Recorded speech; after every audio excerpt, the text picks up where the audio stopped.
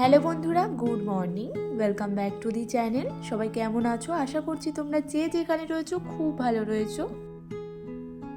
আরও একটা সুন্দর সকাল নিয়ে তোমাদের সাথে আবারও হাজির। তো আমি সঙ্গীতা, আমার একটা নতুন ব্লগে তোমাদেরকে জানাচ্ছি অনেক অনেক ওয়েলকাম। সকাল 7টা বাজে।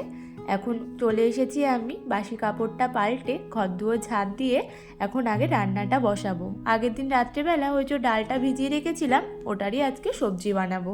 আর আজকে জানো তো আরও একটা স্পেশাল দিন। তো চলো ব্লগটা দেখতে থাকো সারাদিনে, তাহলেই বুঝতে পারবে আজকে কি স্পেশাল রয়েছে। আগের দিন রাত্রেবেলা তো সব কিছু পরিষ্কার করে যেগুলো দরকার সেগুলো হাতের সামনে রেখে দিই, যাতে এসে আর এদিক ওদিক না তাকিয়ে একদম কাজে ফোকাস দিতে পারি।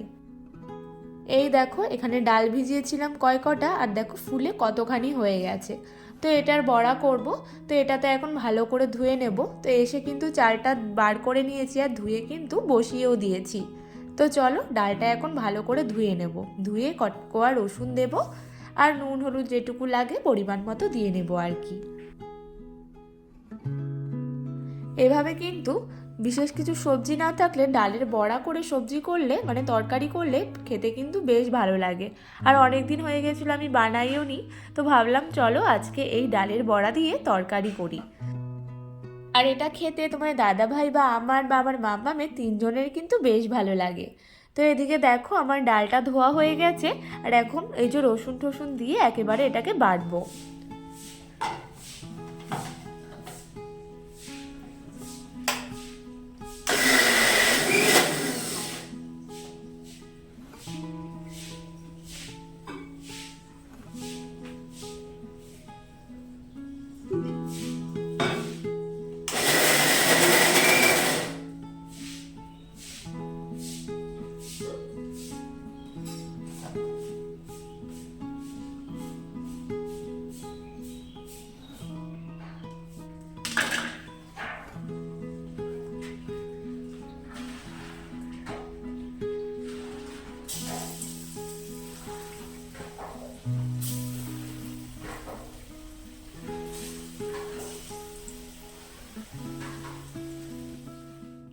তো এখানে পেস্ট করার পর আমি কিন্তু নুন হলুদ পরিমাণ মতো দিয়ে নিয়েছি।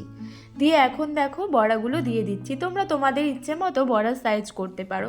আমি বেশি একটা বড়ও করলাম না আর খুব একটা ছোটও করলাম না, মিডিয়াম সাইজেরই রেখেছি। আর এই ডালের তরকারিতে প্রচুর পরিমাণে জল দিতে হয়, না হলে জানো তো অল্প মাখা মাখা রাখলে পুরো যেটুকু ঝোল রাখবে সেটুকুও জানো তো টেনে নেয়। তো আজকে এক কড়াই মতো আমি জল দিয়েছি, সব টেনে নেবে এরকমই হয়েছে। তো তোমাদেরকে বলে দিলাম আগে থেকে। তো চলো তাড়াতাড়ি করে বড়াগুলো ভেজে নিই। আর এই ডাল দিয়ে মানে এই ডালের বড়া দিয়ে আবার মাম্মামকেও ভাত দিলে মাম্মাম কিন্তু খুব ভালোভাবে খেয়ে নেয়। আসলে ডাল জিনিসটা তো খুবই উপকারী, তো যেভাবে আর কি দেওয়া যায়, বিশেষ করে ওই সিদ্ধ ডাল বা ডালের জলটাই দেওয়া ভালো। তবে কি আর করা যাবে, বাচ্চা মানুষ, মাঝে মাঝে কিন্তু ঘুরিয়েও দেওয়া যায়।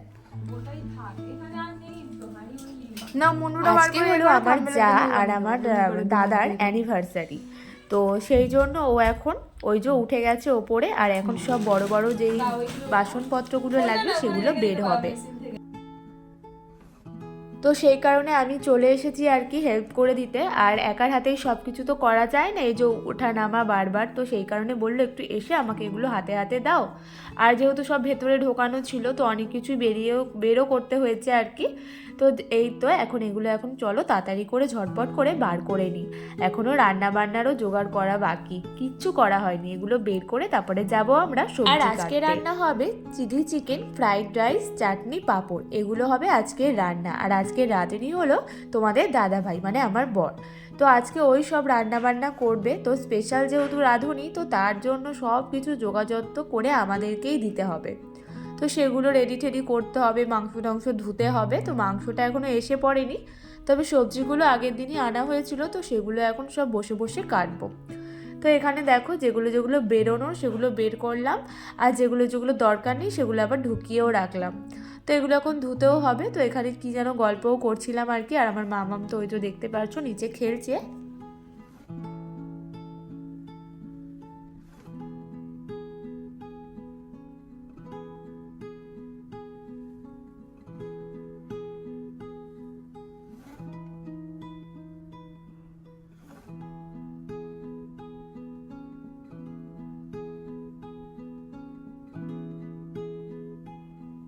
আর এখানে দেখো সবজি টবজি সব আমাদের প্রায় কাটা হয়ে গেছে, সবে ফুলকপিটা একটু বাকি ছিল আর গাজরটা কম পড়েছিল, তো সেটাও এখন কাটা হবে।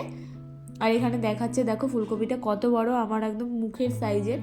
তো এখানে দেখো মাংসটা ধুয়ে আমি কিন্তু ম্যারিনেটও করে দিয়েছি। তো আজকে সারাদিনটা খুব খুব পরিশ্রম হয়েছে, আসলে সবসময় তো ক্যামেরা ধরার কেউ নেই, আমাদের ভিডিও আমাদেরই করতে হচ্ছিল।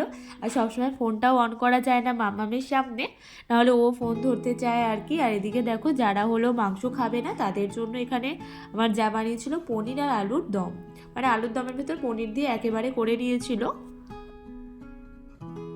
কি বলতো, ওই আমিষ করলে নিরামিষ অপশান তো একটা রাখতেই হয়, তো সেই কারণেই তো তরকারিটা বেশ ভালোই হয়েছিল।